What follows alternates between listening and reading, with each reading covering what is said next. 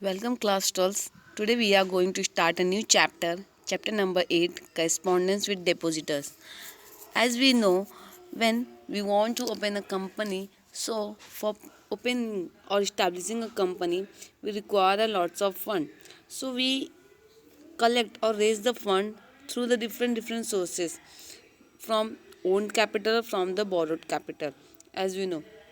Okay, so for that we issue the shares, we issue the debentures, we issue the bonds, and we also take the loans, we also take the deposits from the public.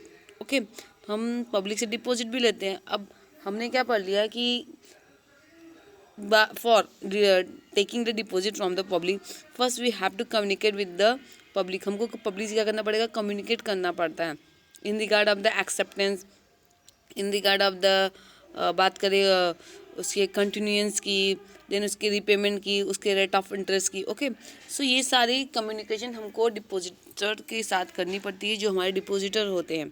Okay, सो अब company को, अगर company के जो depositors है उनसे जब contact करना पड़ता है, उनसे करेस्पॉन्डेंस करना पड़ता है, तो वो कैसे करेंगे? By the correspondence. मतलब हम एक by drafting a letter, company क्या करेगी, जो डिपॉजिटर्स हैं उनसे कांटेक्ट करेगी. सो एक जो सेक्रेटरी होता है कंपनी का, वो बिहाफ ऑफ द कंपनी क्या करेगा, ये सारे कम्युनिकेशन करता है. डिबेंचर होल्डर से भी करेगा, शेयर होल्डर से भी करेगा, जो कंपनी के मेंबर है उनसे, एंड डिपॉजिटर से भी करता है. उसके रिगार्ड में जो भी उनकी क्वेरीज होती है, जो भी प्रॉब्लम होती है, वो सारा सॉल्व करने का, और जो भी प्रोसीजर्स है, जो भी प्रोविजंस को सारे फॉलो करने का काम किसका होता है? सेक्रेटरी का ही होता है. सो यहाँ पे हम लोग पढ़ेंगे कि डिपॉजिटर्स के साथ कंपनी सेक्रेटरी कैसे कम्युनिकेट करेगा, और कौन कौन से उसे करेस्पॉन्डेंस करने पड़ते हैं डिपॉजिटर के साथ, ये हम लोग देखेंगे. Okay, let's take the introduction part of the chapter. Okay, deposit is a short-term source of finance of the company, and it is used in order to satisfy short-term working capital needs of the company. As we know कि deposit क्या है? एक short term source of finance है. Because company को ये fund मतलब 6 साल के अंदर ही क्या करने पड़ते हैं, उसको रिटर्न करने पड़ते हैं. ओके, मीन्स 6 साल के नहीं, 3 साल के अंदर ही क्या करने पड़ते हैं, उसको रिटर्न करते पड़ते हैं. ठीक है, मतलब कंपनी अगर डिपॉजिट लेना चाहती है किसी पब्लिक से, तो 3 साल के लिए ले सकती है, उससे ज़्यादा के लिए नहीं ले सकती. और हाँ, कंपनी अगर डिपॉजिट ले भी रही है तो कम से कम 6 महीने के लिए तो लेना ही पड़ेगा. अगर 6 महीने से कम के लिए लेती है तो कंपनी नहीं ले सकती. उसके लिए उसको एक प्रोविज़न, बहुत सारी स्मॉल कंपनी होती है, उनके पास कुछ प्रोविजंस होते हैं, वो उनको फॉलो करने पड़ते हैं. बट जनरली कैसा है कि कोई भी कंपनी डिपॉजिट मतलब कम से कम 6 महीने के लिए ले सकती है. मतलब 6 महीने से कम के लिए नहीं ले सकती, या तो 6 महीने तक का ले सकती है, या फिर 6 महीने से लेके 36 मंथ, 6 महीने से लेके 36 मंथ तक के ले सकती. 36 मंथ के ऊपर नहीं ले सकती. 6 महीने से कम के लिए नहीं ले सकती डिपॉजिट, और 36 मंथ के ज़्यादा के लिए नहीं ले सकती. Are you getting? मेरी बातें आप समझ रहे हो कि नहीं? मतलब कोई भी कंपनी अगर डिपॉजिट लेना चाहती है फ्रॉम द पब्लिक, तो उसका जो डिपॉजिट पीरियड होगा वो 6 महीने से कम का नहीं होगा. It will be more than 6 month, 6 month या फिर मोर देन 6 मंथ. मतलब 6 महीने से कम नहीं हो सकता. It should not be less than 6 month. 6 महीने से कम का पीरियड नहीं होना चाहिए, और 36 मंथ के बियॉन्ड नहीं होना चाहिए. मतलब 36 मंथ से ज़्यादा का नहीं होना चाहिए. 36 मंथ में वो क्या करना चाहिए, डिपॉजिट को रिटर्न करना चाहिए, या फिर उसको अगेन रिन्यू कर देना चाहिए, कर देना पड़ेगा. ओके, तो ये क्या है, कुछ कंडीशंस हैं जो कंपनी डिपॉजिट एक्सेप्ट करने में उसको फॉलो करनी पड़ती है. तो जैसा कि मैंने बताया कि डिपॉजिट क्या होता है, short term source of finance है, और it is use to satisfy short term working capital needs of the company. जो कंपनी की छोटी छोटी वर्किंग कैपिटल नीड होती हैं, ओके, जो सडनली कंपनी में पैसे की जरूरत पड़ जाती है for the day to day activity, जो डे टू डे एक्सपेंसेस को फुलफिल करने के लिए, तो कंपनी ऐसे डिपॉजिट क्या करती है, अर्न करती है, रेज करती है from the public. Okay, company can not accept deposit for a period less than 6 month और more than 36 month. Yes, company 6 महीने से कम का डिपॉजिट एक्सेप्ट नहीं कर सकती, और 36 मंथ का से ज़्यादा का डिपॉजिट एक्सेप्ट नहीं कर सकती. The company is liable to pay regular interest on the deposit at a fix rate along with the principal amount on maturity. Okay, company को क्या करना पड़ेगा, कंपनी ने जितने भी अमाउंट लिए हैं, जितने भी फंड उसने कलेक्ट किए हैं डिपॉजिटर से, उसके ऊपर कंपनी को एक फिक्स रेट ऑफ इंटरेस्ट क्या करना पड़ेगा, देना पड़ेगा. जो भी उनका एग्रीड रेट ऑफ इंटरेस्ट होगा उस पे उसको अब प्रिंसिपल अमाउंट पे एक इंटरेस्ट अमाउंट पे करना पड़ेगा। ओके, और ये जो उसका प्रिंसिपल का मतलब जो जिस डेट को वो डिपॉजिट की अमाउंट मतलब पूरी होने वाली रहेगी, मैच्योर होने वाली रहेगी, उस डेट को with the rate of interest with the interest amount और with the principal amount maturity को उसको क्या करना पड़ेगा, रिटर्न करना पड़ेगा। आप समझ रहे हैं ना कि कंपनी को क्या करना पड़ेगा। कंपनी को जो रेगुलर इंटरेस्ट होते हैं वो किसके ऊपर, जो इनका प्रिंसिपल अमाउंट होगा उसके ऊपर जो फिक्स रेट ऑफ इंटरेस्ट का जो भी वैल्यू आएगा, जो भी अमाउंट आएगा, वो amount interest amount regular basis पे, और उसके साथ साथ जो प्रिंसिपल अमाउंट रहेगा वो मैच्योरिटी डेट को मतलब जिस डेट को उनका जो पीरियड जितने पीरियड के लिए उन्होंने डिपॉजिट लिया रहेगा वो पीरियड पूरा हो जाएगा तो वो दोनों चीज़ें मुझे देनी पड़ेगी, प्रिंसिपल अमाउंट भी और इंटरेस्ट अमाउंट भी। Company secretary has to conduct correspondence with the depositor regarding the acceptance of deposit. अभी यहाँ पे कंपनी सेक्रेटरी को डिफरेंट क्राइटेरिया में डिफरेंट ओकेजन में क्या करना पड़ेगा, डिपॉजिटर से कम्युनिकेट करना पड़ता है। लाइक एक्सेप्टेंस ऑफ डिपॉजिट मतलब कंपनी का इन्फॉर्म करिए डिपॉजिटर को हमने आपका डिपॉजिट एक्सेप्ट कर लिया। ओके, देन जो डिपॉजिट अगर एक्सेप्ट किया अभी कंपनी को क्या करना पड़ेगा, डिपॉजिट रिसिप्ट भी सेंड करना पड़ेगा कि डिपॉजिट तो ले लिया पब्लिक से बट उसके एक्सचेंज में उसको एज ए प्रूफ कुछ देना तो पड़ेगा। जैसे डिवेंचर्स अगर कंपनी लेती है, ओके, डिवेंचर्स अगर एक्सेप्ट करती है, इशू किया कंपनी ने डिवेंचर्स और डिवेंचर्स होल्डर ने अपने पैसे लगा दिए कंपनी में, तो कंपनी उसके बदले में उसे क्या देगी, डिबेंचर सर्टिफिकेट। तो ऐसे ही जो कंपनी डिपॉजिट एक्सेप्ट करती है, ओके, तो यहाँ पे डिपॉजिटर को क्या मिलना चाहिए एज अ प्रूफ, तो यहाँ पे उसको डिपॉजिट रिसिप्ट मिलती है। तो डिपॉजिट रिसिप्ट देने के लिए, ओके, फिर payment of interest on deposit, company अगर इंटरेस्ट पे कर रही है उस डिपॉजिटर को, तो उसके लिए भी उसको कम्युनिकेट करना पड़ेगा कि हाँ हम आपको इसके थ्रू इंटरेस्ट पे कर रहे हैं, बाय द ECS बैंकिंग करें या फिर नेफ्ट के थ्रू करें या फिर बाय द वारंट कर रहे हैं ऐसा। सो रिन्यूअल ऑफ डिपॉजिट, हाँ अगर डिपॉजिट को रिन्यू करना मीन्स अभी जो भी पीरियड था, जो भी टर्म्स थे डिपॉजिट के, वो अगर हो गए, फुल हो गए, फुलफिल हो गए हैं या फिर मैच्योर हो गए हैं, वो डेट एक्सपायर हो गई, तो उसके बाद उनसे पूछेंगे, उनसे मतलब एक तरह का मतलब उनको क्वेश्चन भी करेंगे कि आपको अपना डिपॉजिट अमाउंट जो भी है वो आपको रिटर्न चाहिए या फिर आप उसको रिन्यूअल करना चाहते हैं। तो इस सब जो प्रोसीजर है उसके लिए भी क्या करना पड़ेगा, सेक्रेटरी को कम्युनिकेट करना पड़ेगा डिपॉजिटर से। देन अगर वो बोलता है नहीं मुझे नहीं करना है, तो जो रीपेमेंट अमाउंट रहेगा उसके लिए भी क्या करना पड़ेगा, सेक्रेटरी को डिपॉजिटर से कम्युनिकेट करना पड़ेगा। और उसके बाद अगर वो रिन्यू करना चाहता है तो उसके आगे का क्या प्रोसीजर होगा, उसके लिए भी उससे कम्युनिकेट करना पड़ेगा डिपॉजिटर से। So secretary conduct such correspondence on behalf of the company also as per the instruction of the board of director. तो ये जितने भी कम्युनिकेशन होंगे ये सेक्रेटरी करेगा on behalf of the company, company के बिहाफ में सेक्रेटरी सारे कम्युनिकेशन करता रहेगा।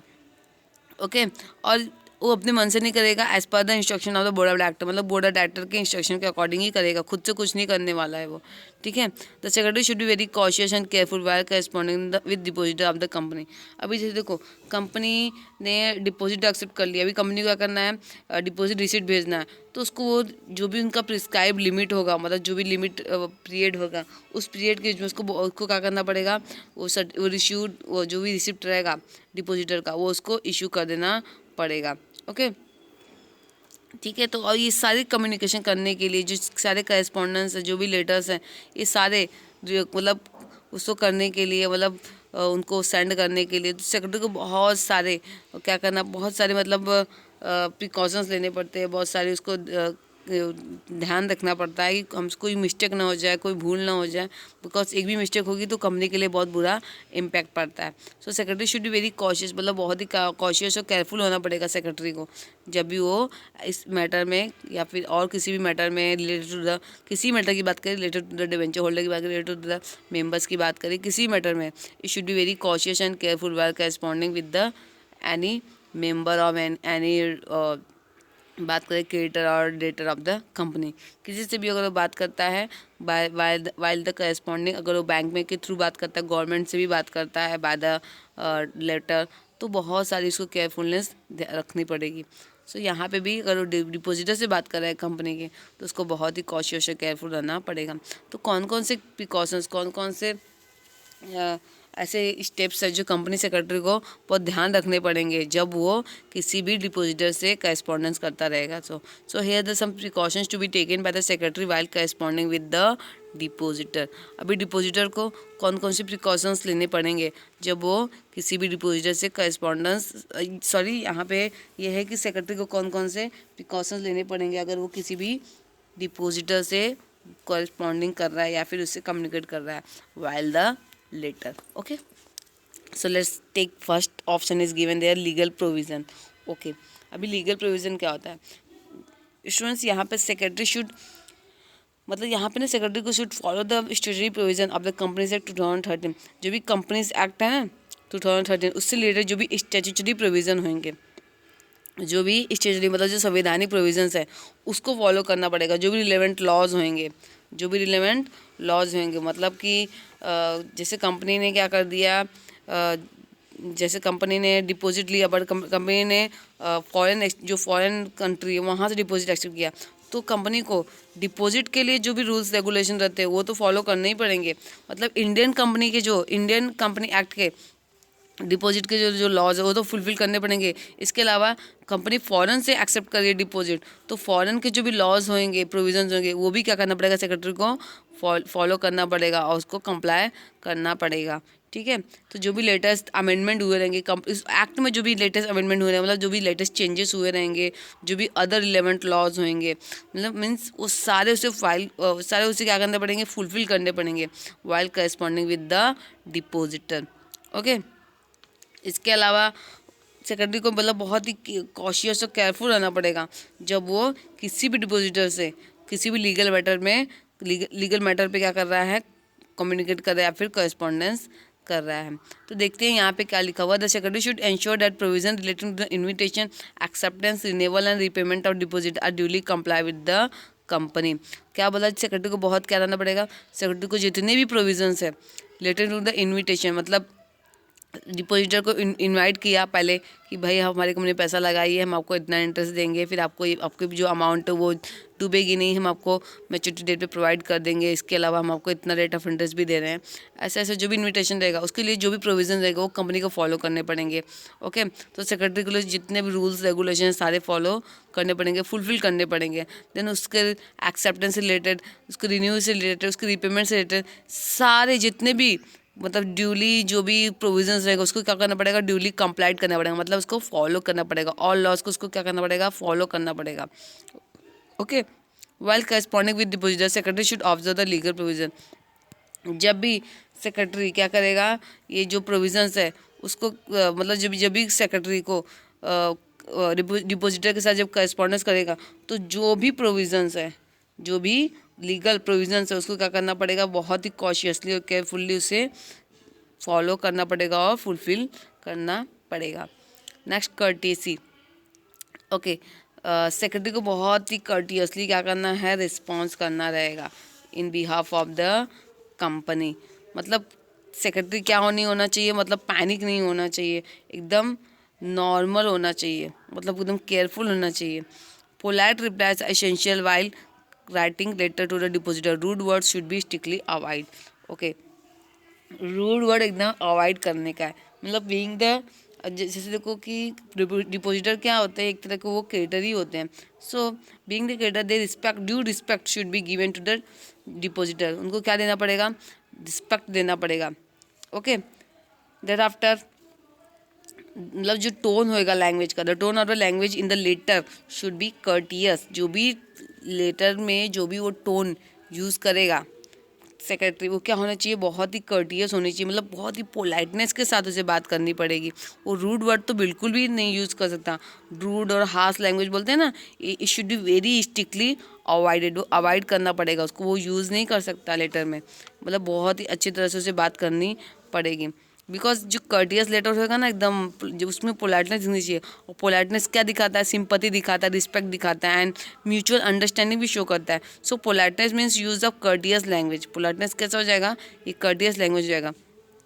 Suppose secretary has issuing the complaint letter, okay, so the secretary have to give response, it should be very politely। अगर secretary उसको response भी कर रहा है किसी कंप्लेंट लेटर का तो it should be very politely, sorry, and rude language should be strictly avoided while corresponding with the depositor. Rude and harsh language should be very strictly avoided. Okay, now prompt response. Okay, secretary should promptly reply and respond to the queries and complaints of the depositor without any delay. मतलब जो भी queries है, जो भी complaints है, उसके जो response करना रहेगा वो सेक्रेटरी को बहुत ही ध्यान, मतलब विदाउट एनी डिले उसको देना पड़ेगा और अच्छे से देना पड़ेगा. The secretary should give prompt replies to the queries and complaints of the depositor without any delay. बिना देरी किए उससे पोलाइटली उसको क्या करना है, रिस्पॉन्स देना पड़ेगा. जैसे देखो, secretary must be prompt in sending the reply to the letter received from the depositor. कोई भी उसको क्वेरीज आई है फ्रॉम द डिपोजिटर तो उसको एकदम प्रॉम्प्ट रिप्लाई देना पड़ेगा. ओके, एनी क्वेश्चन और query raised by the depositor must be promptly replied by the secretary. और जो कंप्लेंट लेटर रहेंगे, the complaint letter should be promptly attended to the without any delay. अगर कोई complaint letter भी भेजा है depositor ने, सेक्रेटरी को क्या करना पड़ेगा, विदाउट एनी डिले उसको बहुत ही ध्यान से प्रॉम्प्टली, मतलब फास्ट, रैपिडली उसको रिस्पॉन्स करना है. Rapidly prompt means rapidly replies करना है. Okay, then accuracy should be there. The letter should be very correct, accurate होना चाहिए.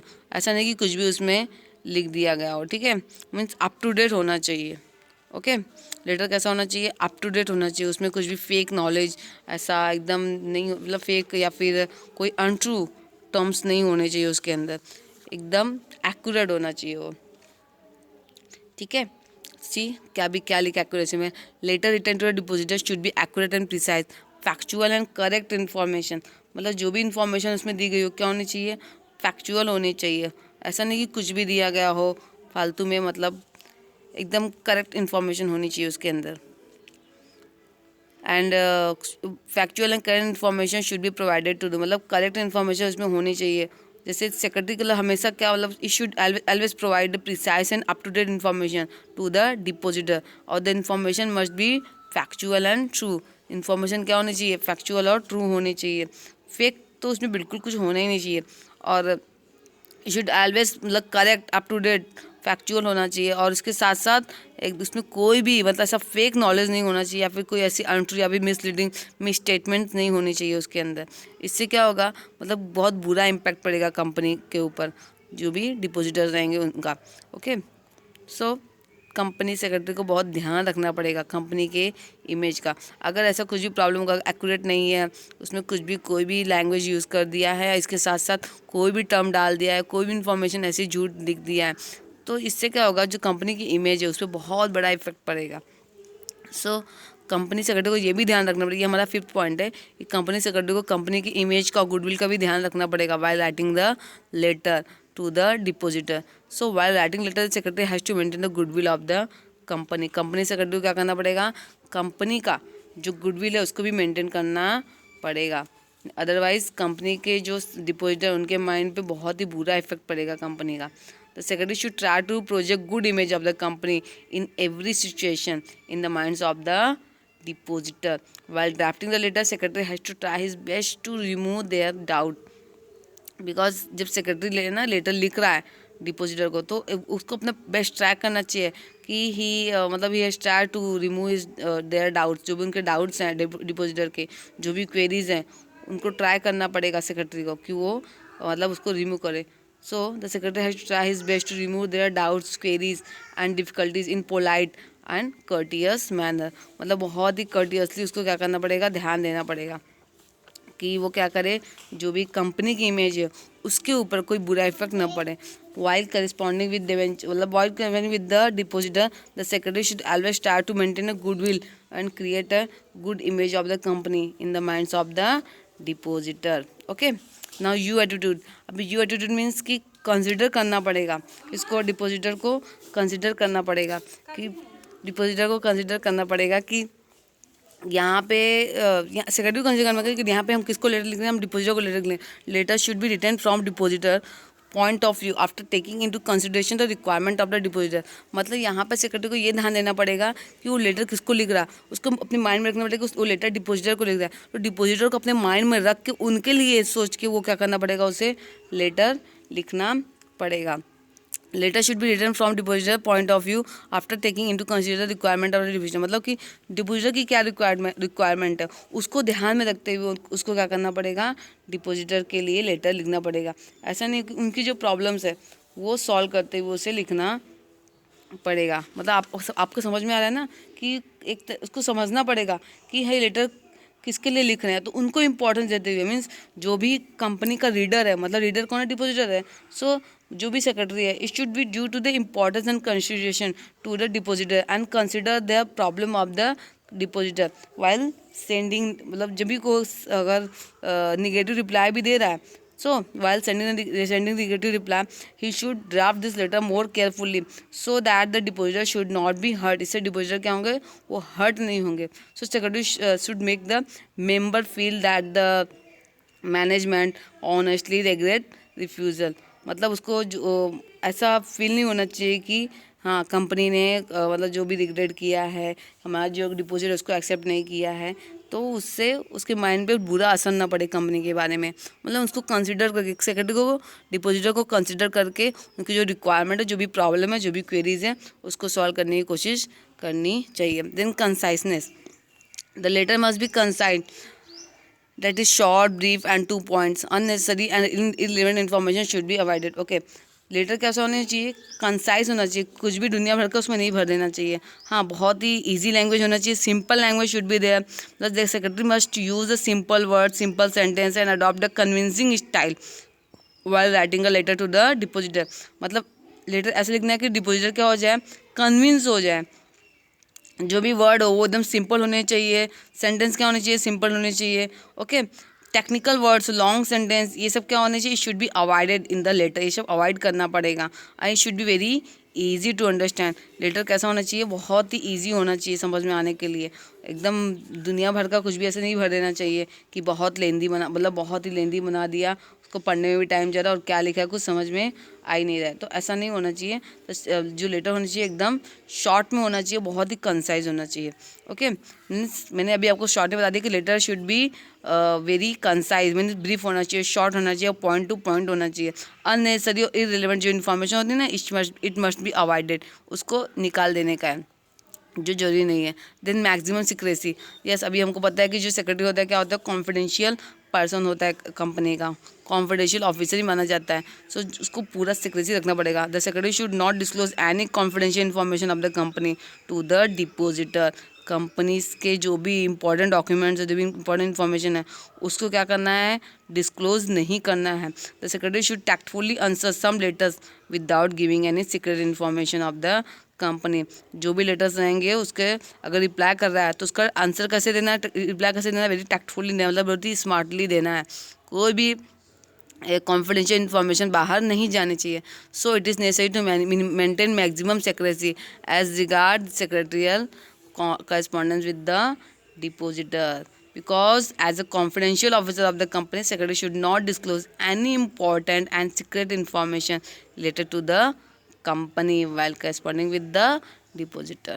ठीक है, सो ये हमारा था precaution to be taken by the secretary while corresponding with the depositor।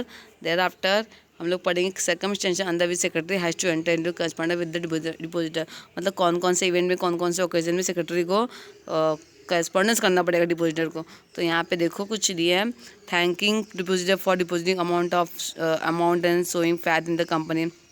पहले की कंपनी के जो डिपोजिट, मतलब पब्लिक ने क्या किया, अपना पैसा डिपॉजिट किया है कंपनी में, उन्होंने इंटरेस्ट दिखाया, तो उसके लिए उनको थैंक्स लेटर लिखना पड़ेगा उसके लिए। Then intimation about payment of interest, हाँ अभी कंपनी को क्या करना है, इंटरेस्ट पे करना है, इंटरेस्ट वारंट के थ्रू करिए या फिर इलेक्ट्रॉनिक पेमेंट करिए, तो वो भी उसको लिखना पड़ेगा कि हम आपको इसके थ्रू दे रहे हैं, तो किसके थ्रू, इंटरेस्ट वारंट के थ्रू कर रही है या फिर इलेक्ट्रॉनिक पेमेंट कर रही है, तो उसके लिए भी लेटर लिखना पड़ेगा। Then letter informing about the relevant of deposit, अगर जो डिपॉजिटर है वो अगर अपना जो भी डिपॉजिट अमाउंट को रिन्यू करना चाहता है, तो रिन्यू करने के लिए, कंटिन्यू करने के लिए भी क्या करना पड़ेगा, सेक्रेटरी को इन्फॉर्म करना पड़ेगा डिपॉजिटर को। Then informing depositor about the repayment of deposit on maturity, और डिपॉजिट जो अमाउंट है वो अगर मैच्योर होगा, डेट मैच्योर हो गई है, तो उसके रिपेमेंट के लिए भी क्या करना पड़ेगा, सेक्रेटरी को उनको इन्फॉर्म करना पड़ेगा डिपॉजिटर को। तो ये कुछ सर्कमस्टेंसेस है under which the secretary have to correspond with the depositor. Students आज के लिए इतना ही, मिलेंगे नेक्स्ट वीडियो में, गुड बाय।